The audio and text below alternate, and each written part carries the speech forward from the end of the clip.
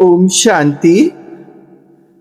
सभी आदरणीय अध्यात्म प्रेमियों एवं जिज्ञासु आत्माओं प्रति आज के इस पावन सत्र में आप सभी का हृदय से स्वागत है। बाप दादा ने अपने बच्चों को स्वयं अपने समान संपूर्ण और त्रुटिहीन बनाने की प्रेरणा इस मुरली में दी है। आध्यात्मिक उन्नति का मुख्य आधार ईश्वरीय प्रेम है और उस ईश्वरीय प्रेम में लीन हो जाना है, ऐसा इस मुरली में बताया गया है, जो किसी भी आत्मा के भाग्य का ताला खोलने के लिए मास्टर की का काम करता है। आज हम सब 18 जनवरी 1973 की अव्यक्त मुरली का अध्ययन करेंगे। इस मुरली का शीर्षक है समानता और समीपता।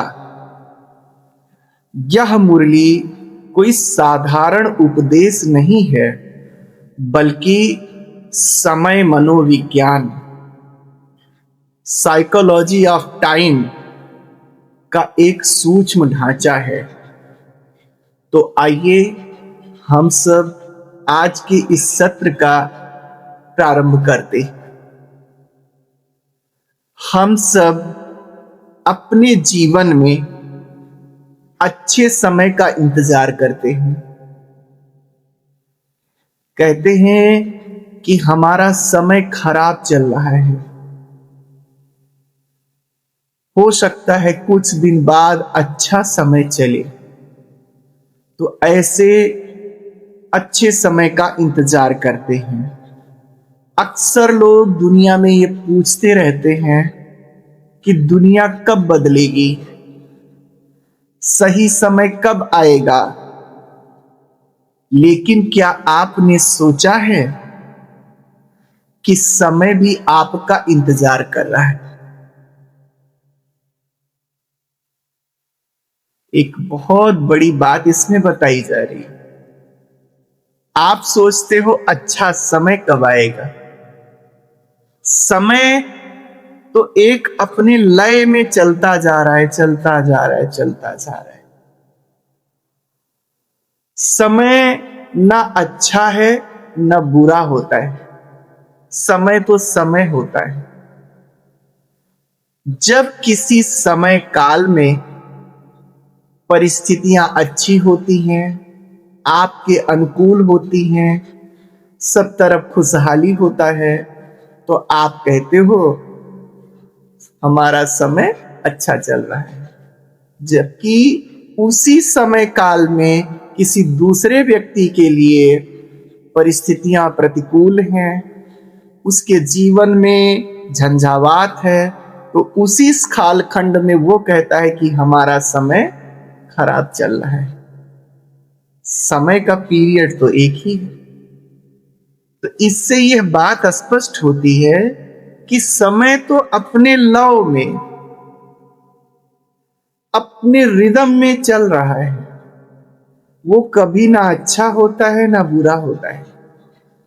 उसका काम है चलना, बीतना, कटना, पास होना, तो पास होता रहता है। ये हमारी परिभाषा है कि हम कहते हैं अच्छा समय, बुरा समय, समय अच्छा कब आएगा। तो आज के इस मुरली में बाप दादा हम सबको एक दृष्टि देते हैं कि बच्चे, समय का आप इंतजार मत करो कि अच्छा समय कब आएगा। हम सोचते हैं कि कोई बाहरी कारक ऐसे हैं, कुछ बाहरी फैक्टर ऐसे हैं जो अच्छा समय हमारे लिए लाएंगे। हम ये नहीं सोचते कि हमारी आंतरिक स्थिति में अगर परिवर्तन आ जाए, हमारी स्वस्थिति अगर अच्छी बन जाए तो हमारा समय अपने आप अच्छा हो जाएगा। तो आज की इस मुरली में बाबा यही बताते हैं कि समय को बदलने के लिए दो फैक्टर होते हैं।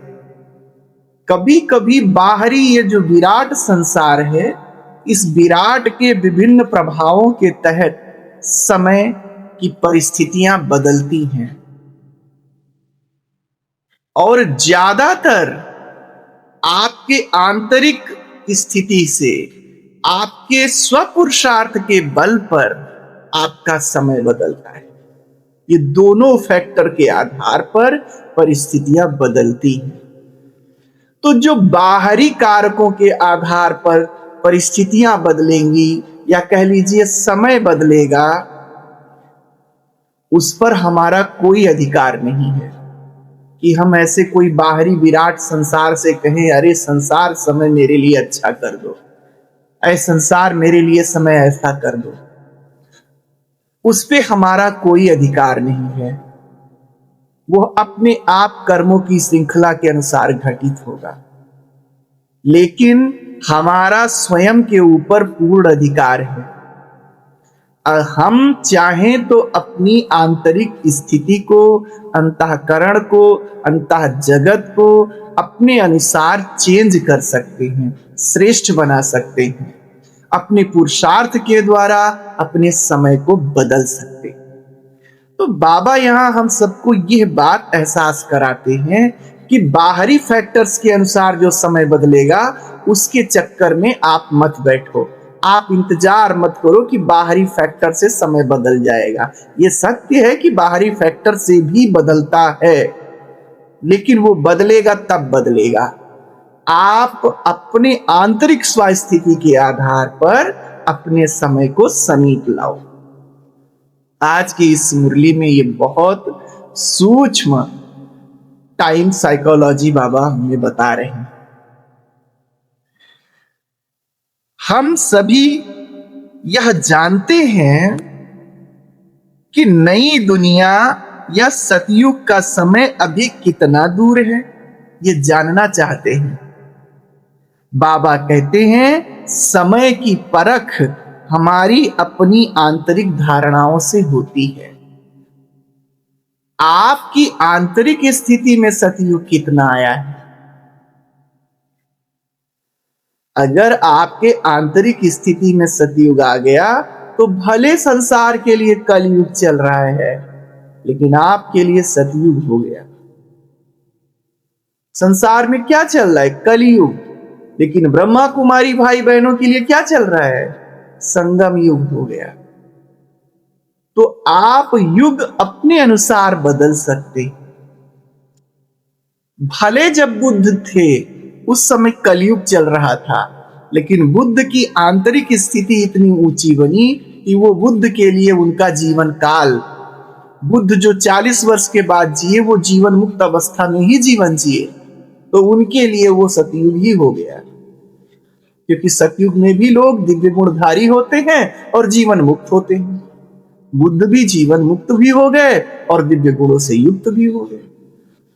तो बाबा कहते हैं कि समय कब बदलेगा, सतयुग कब आएगा, इसके लिए बाहरी फैक्टर का इंतजार मत करो।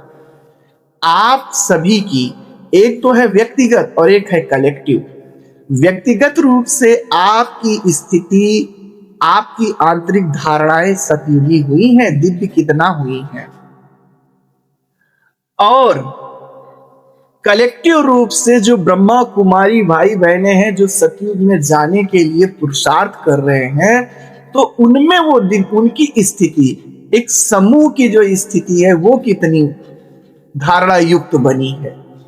ये दोनों स्थितियां इस बात का इशारा देंगी कि अभी दुनिया इतने जल्दी बदलने वाला है। तो हम सब अपनी आंतरिक स्थिति के आधार पर समय की भविष्यवाणी कर सकते हैं। बाहरी परिवर्तन बाहरी कारकों से भी होता है, लेकिन वे हमारे अधिकार क्षेत्र से बाहर है। लेकिन आंतरिक कारक हमारे अधिकार क्षेत्र में आते हैं। इसलिए हम अपनी अंतर स्थिति को बदल करके सतयुग के समय को समीप ला सकते हैं। समानता ही समीपता है, आज इस पाठ का यही शीर्षक है। अर्थात जितना जितना आप सतयुगी देवी देवताओं के समीप पहुंचेंगे, आपका चरित्र उनके समीप पहुंचेगा, उतना उतना आपके लिए सतयुग समीप आ जाएगा। इसलिए बाप दादा कहते हैं कि हमारा ध्यान स्वयं की आंतरिक धारणाओं पर होना चाहिए। यदि हम बाप समान स्वमानधारी, स्वदर्शन चक्रधारी और निर्माण बन गए हैं तो समझ लीजिए कि समय बिल्कुल समीप। बाप समान अर्थात ब्रह्मा बाप समान, शिव बाबा समान, स्वमानधारी। चेक करें अपनी आंतरिक स्थिति को कि क्या आप देवी देवताओं की तरीके से आत्म गौरव में रहते हैं। आपके अंदर कोई प्रकार की हीन भावना तो नहीं है स्वयं के प्रति। क्या आप अपने आप को दिव्य, भव्य, पवित्र, श्रेष्ठ समझते हैं? क्या आपका अंतःकरण इतना निर्मल बना है?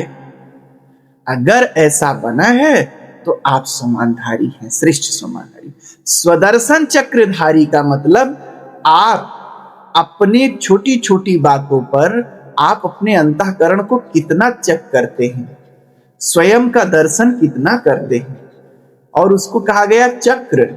ये नहीं महीने में एक बार हमने स्वयं को मूल्यांकन कर लिया, हफ्ते में एक बार कर लिया, प्रतिदिन कर लिया, नहीं।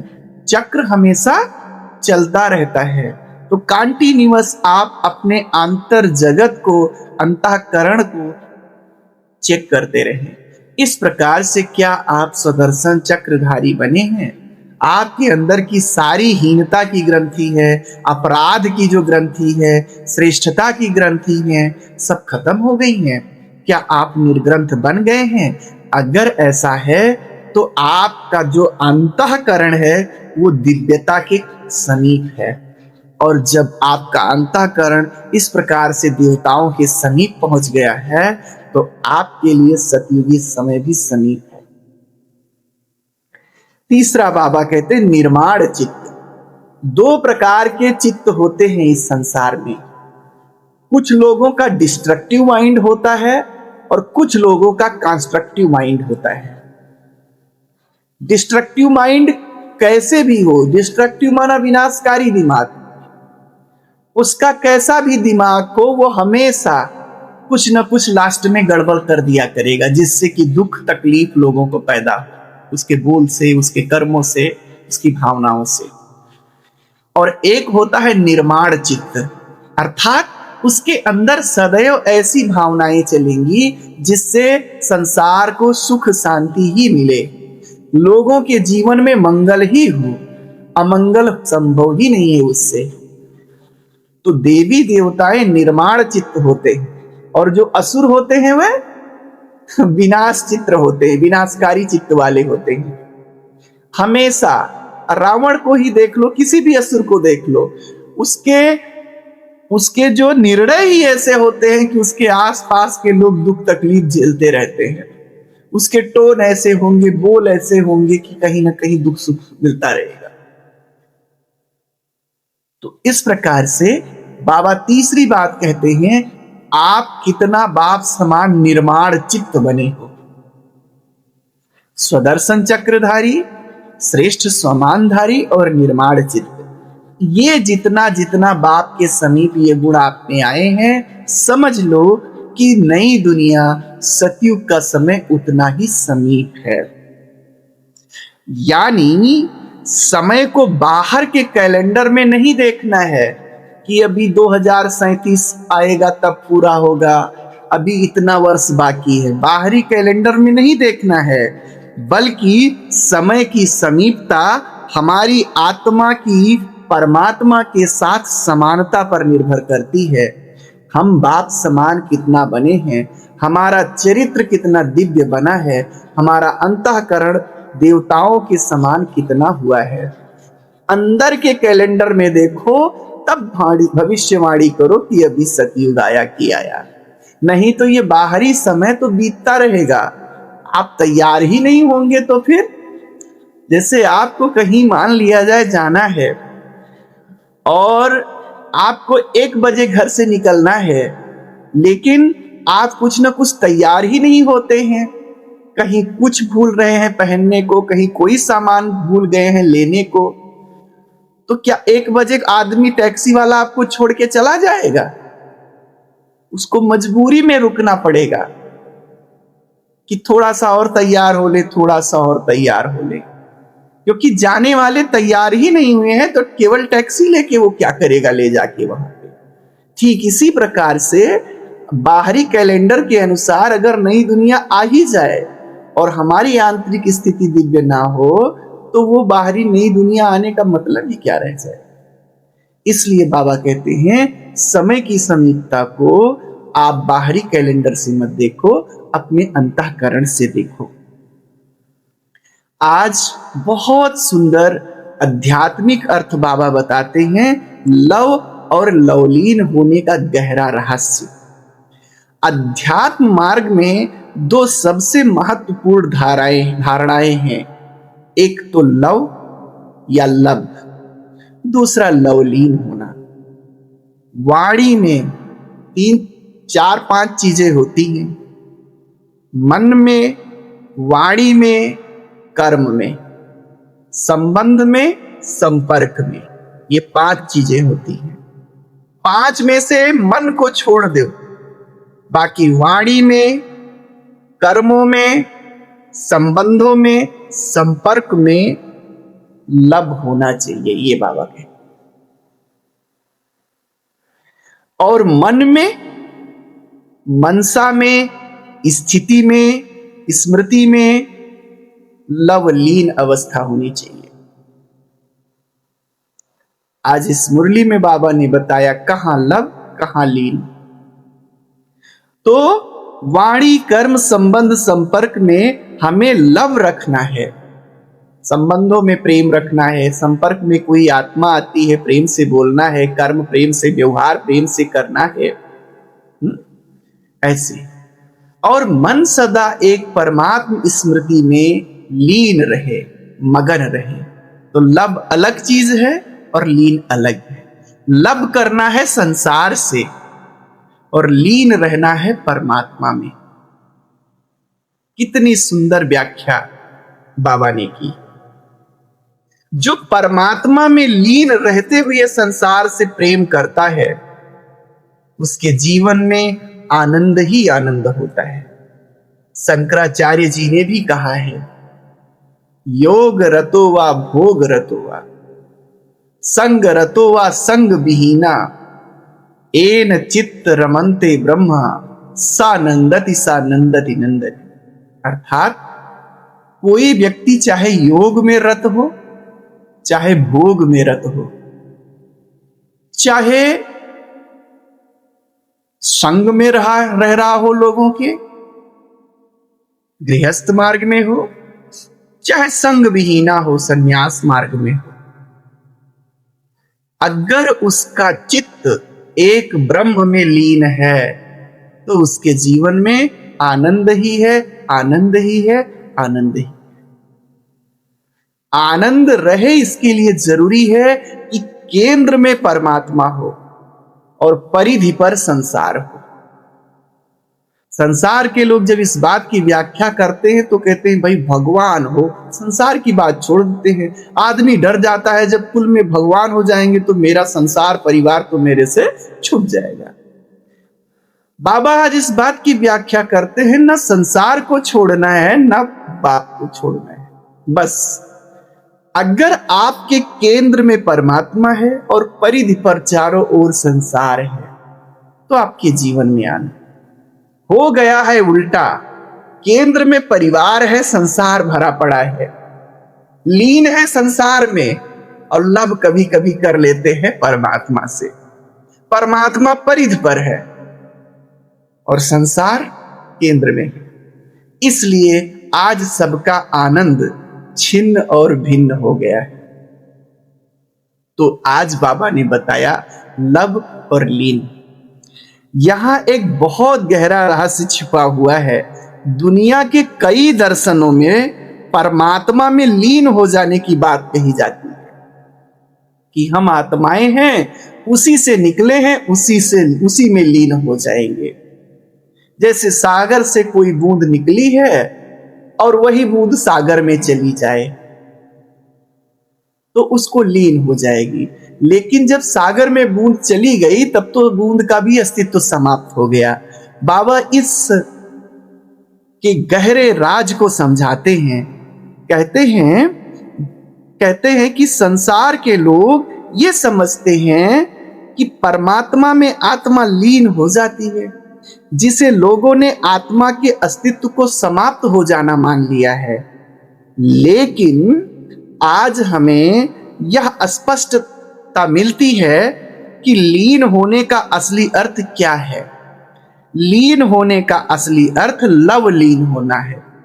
आत्मा परमात्मा में फिजिकली लीन नहीं हो जाती है, मर्ज नहीं हो जाती है, बल्कि आत्मा की जो चेतना है वो परमात्मा में पूर्ण रीति से लीन हो जाती है, मगन हो जाती है। इस मगन स्वरूप को कहा गया लीन हो जाता। उन लोगों ने समझ लिया कि फिजिकली लीन हो जाती है। मनोविज्ञान व न्यूरोलॉजी दोनों ने यह माना है कि एक शक्तिशाली भावना हमारे याददाश्त की सबसे बड़ी चाबी है। ज्ञान चाबी नहीं है। बौद्धिक रूप से कोई बात हम याद करते हैं तो भूल भी जाएंगे, लेकिन जो भावना है, भावना क्या है? प्रेम एक भावना है, घृणा एक भावना है। तो जो भावनाएं होती हैं उनका हमारे मस्तिष्क पर बहुत गहरा प्रभाव पड़ता है। उनके बहुत गहरे न्यूरल पाथ बनते हैं। वैश्विक रूप से हम बहुत सी चीजें भूल जाते हैं, जो हमारे बुद्धि में है वो चीजें हम भूल जाते हैं।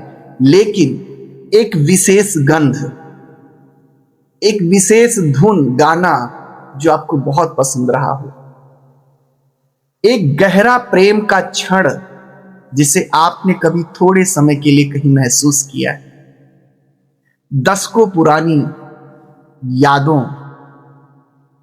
को एक मिली सेकेंड में आंखों के सामने ला सकता है। इसलिए ज्ञान से भी गहरी होती हैं भावनाएं, संकल्पों से गहरी होती हैं भावनाएं, इसलिए मस्तिष्क से गहरा होता है हृदय। तो इसलिए बाबा कहते हैं कि आप जब परमात्मा पिता से सच्चा स्नेह करते हैं, उनमें प्रेम क्या है? एक भावना है। तो इस प्रकार से जब सच्चा प्रेम करते हैं और उनको केंद्र में रख करके जब आप उनमें लीन हो जाते हैं, तो 5000 वर्ष पहले की बातें आपके सम्मुख ऐसे प्रकट हो जाती हैं, आपको ऐसे महसूस होती हैं मानो कि कल की बात। ये क्या क्या सुनाया था बाबा वो नहीं आएगा याद, लेकिन उसके प्रेम की फीलिंग आपके अंदर जीवंत हो उठती है। और उस प्यार में, उस लवलीन अवस्था में क्या करते हैं? हम सर्वस्व त्यागी हो जाते हैं, कुछ भी त्याग करने के लिए तैयार हो जाते हैं, देही अभिमानी बन जाते हैं। सोचिए, क्या हम सबकी अथवा जो भी साधक हैं उनकी इतनी लवलीन अवस्था बनी है? जिनकी अवस्था लवलीन बनी है उनको बोलना नहीं पड़ेगा, उनकी सीरत बोलेगी, उनकी चलन बोलेगी। मीरा की सीरत बोली, चैतन्य महाप्रभु का चलन बोला, बुद्ध की सीरत बोली। ये है लीन। भाग्य का ताला फिर कैसे खुले? भाग्य का ताला खोलने की चाबी क्या है? तो वो यही है, लव। परमात्मा पिता से प्रेम ही ऐसी गहरी भावना है शक्तिशाली भावना है जिसके द्वारा हमारे भाग्य का ताला खुल सकता है। आज हर इंसान सफलता और भाग्य के पीछे दौड़ रहा है, लेकिन लक के लाख को खोलने की चाबी सिर्फ एक ही है, और वो है परमात्मा पिता से सच्चा प्रेम। परमात्मा पिता को केंद्र में ले आओ, संसार को परिधि पे रखो, तो आपके भाग्य का ताला खुल जाएगा। जितना जितना बाप दादा से लब जुटता है, उतना उतना बुद्धि का ताला खुलता जाता है। अगर लब कम है तो लक भी कम होगा। लब कम कैसे होता है? कैसे कम हो जाता है परमात्मा के प्रति प्रेम? हम सबको इस बात को अपने में चेक करना है। कैसे प्रेम कम होगा? अभी अभी सुनाया गया है। अगर परमात्मा को हमने किनारे कर दिया और संसार को बीच में ले आए, केंद्र में, तो फिर आपका लब कम हो जाएगा। अगर परमात्मा को केंद्र में लाए, अर्थात कैसे जाने हम कि परमात्मा केंद्र में है या किनारे है? परिवार, संसार केंद्र में है या परमात्मा? जब हर एक के जीवन में सब कुछ ठीक चल रहा होता है, तब ये आप नहीं जान पाएंगे। और हमें संसार भी नहीं छोड़ना है, परिवार भी नहीं छोड़ना है, परमात्मा को भी नहीं छोड़ना है। सब में संतुलन लेके चलना है, सब में प्रेम बराबर। लेकिन कुछ क्षण ऐसे होते हैं जहां हमें चुनना होता है। दुनिया क्या करते हैं? सन्यासियों ने परमात्मा के चक्कर में संसार ही को छोड़ दिया हमेशा के लिए, ये गलत है। और गृहस्थियों ने संसार के चक्कर में परमात्मा को छोड़ दिया हमेशा के लिए, ये भी गलत है। आप दोनों को लेके चलते रहे, एक केंद्र पे हो, एक परिधि पे हो, लेकिन दोनों को लेके चले। और अपने को चेक करते रहें कि अगर कोई ऐसी परिस्थिति आई, कोई ऐसा समय आ गया कि दो में से एक को चुनना है, खुद से खुद की परीक्षा लेते रहे बीच बीच में, तो आपका मन किसे चुनेगा? अंदर ध्यान में बैठ के ये क्वेश्चन करोगे तो आपको फीलिंग आएगी, परिवार को नहीं छोड़ सकेंगे। इसका मतलब समझ लो कि आपके केंद्र में परिवार है, परमात्मा बाद में है, नंबर 2 पे है। अगर ये आए कि मैं कुछ भी हो जाए बाप को नहीं छोड़ सकता, तो आपके केंद्र में बाप है, संसार बाद में है। इसीलिए रामचंद्र जी, उनके जीवन में संसार था और परमात्मा भी था। बच्चे थे, राज्य था, मां था, भाई थे, सब थे, पत्नी थी और परमात्मा भी थे। लेकिन जब जब निर्णय आया परिवार या परमात्मा, परमात्मा अर्थात ऊंचे नियम, दिव्य नियम, ईश्वरीय नियम को छोड़ दिए तो परमात्मा छूट गया। परमात्मा कोई पकड़ने की चीज थोड़े है। तब राम ने किसको चुना? परमात्मा को चुना। लिंग थाप विधवत की पूजा, शिव समान मोहि और न दूजा। उन्होंने सिद्ध कर दिया केंद्र में मेरे एक है और वो मेरा पिता। बाकी संसार परिधि पे है। अगर कोई चुनाव की बात नहीं है तो सबको साथ में लेके हम चलते हैं। आजान बाहु कहा जाता है। आजान बाहु का मतलब है लंबे हाथ वाला। लंबे हाथ का मतलब ये नहीं कोई ये वाले फिजिकल हाथ लंबे हो। लंबे हाथ का मतलब जिसमें आप सबको समा सको, सबको गले लगा सको। अर्थात आपका हृदय इतना विशाल है कि आपने बाप को भी समा लिया है और संसार को भी समा लिया है। और इतना स्पष्ट है कि अगर कहीं चुनाव की बात आई तो संसार छोड़ देंगे, बाप को हम केंद्र में रखेंगे। वो जन्म जन्म का हमारा उसका रिश्ता है, उसी कैसे छोड़ दे। अगर ये भाव है तो आप समझो कि आपका प्रेम कम नहीं है बल्कि ज्यादा है। तो इस प्रकार से ये बहुत अच्छी चेकिंग है कि हम कैसे कसौटी पे कसे कि केंद्र में कौन है और परिधि पे कौन है, अपनापन किस में है बाप में है या संसार में है। अपनेपन को मिटाना है, बाबा कहते हैं। अपने आप से क्वेश्चन पूछो, बाप या संसार? उत्तर आएगा बाप। तो समझो अपनापन बाप में ज्यादा है। अगर आए संसार तो अपनापन संसार में ज्यादा है।